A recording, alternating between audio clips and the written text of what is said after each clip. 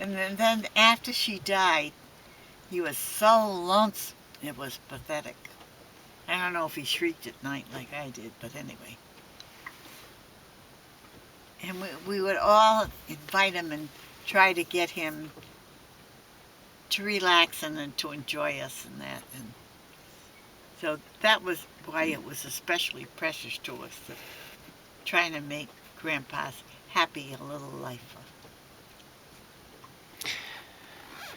You talked a lot about your mother and how smart she was and everything. I know you said a couple different things. What was she like?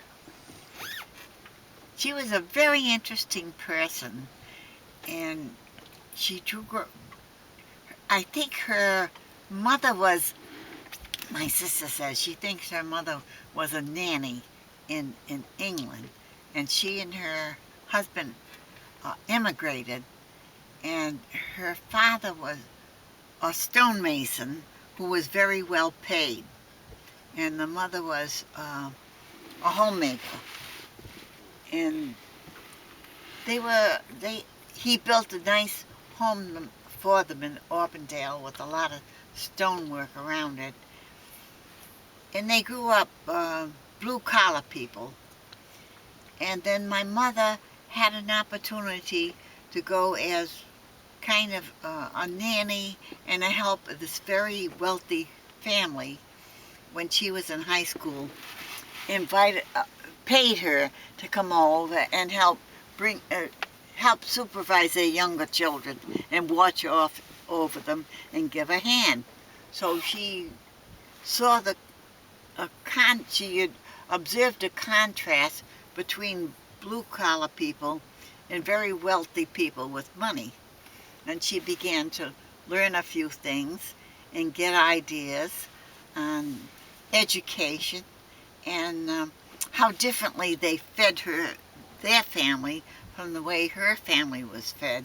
And she began to come to the conclusion that her family was not as well fit, not as good about choosing food, not as knowledgeable. It wasn't a lack of money, it was a lack of knowledge about and how these children were growing up much healthy than physically healthy than the children in her family. So she began to observe how they did things, and she decided that that was important, and that and some education that these people had were better than what she had. So she decided that if she had the opportunity, she'd like to go to college for part time. And this family that liked her very much realized that she was a bright young woman, and they encouraged her a lot.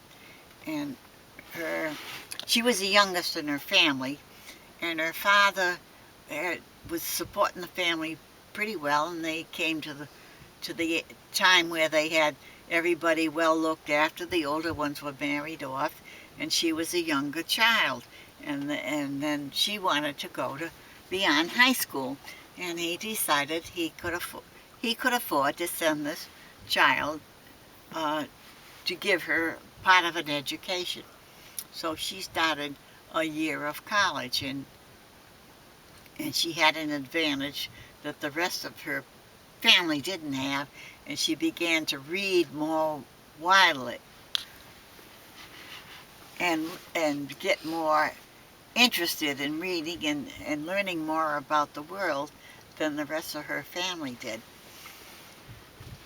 And then she met her older brother took her to a dance of the National Guard in the town in Newton, Massachusetts, where they lived, and people came from different areas.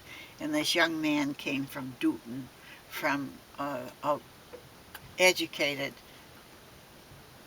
background that had quite a bit of uh, money, and he went to MIT. Well, the war came on, and the National Guard was called off to war. In the meantime, her brother that was in this unit with this young fellow from Newton and MIT man, um, they met at a National Guard dance.